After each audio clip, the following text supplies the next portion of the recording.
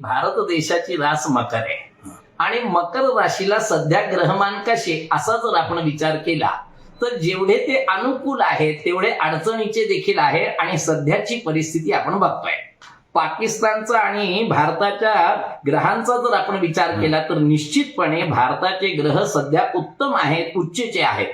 त्यामुळे कुठल्याही परिस्थितीत भारताची बाजू ही वरचढच आहे. आणि मला खात्री आहे की मे महिन्यामध्ये महत्वाचे 3 ग्रह बदलतात आहे आणि गेल्या महिन्यामध्ये बदललेले शनी महाराज या 4 ग्रहांच्या भ्रमणामुळे निश्चितपणे भारत पाकिस्तानमध्ये फार मोठा उत्पात घडणार. आणि याच्यामध्ये सगळ्यात मोठं जर कोणाचं नुकसान होणार असेल तर ते पाकिस्तानचं होईल. कदाचित वित्तहानी, जीवितहानी तर सोडा, पण कदाचित त्यांचा भूभाग देखील काही बाबतीमध्ये आपल्याकडे येण्याचा संभव दिसतोय.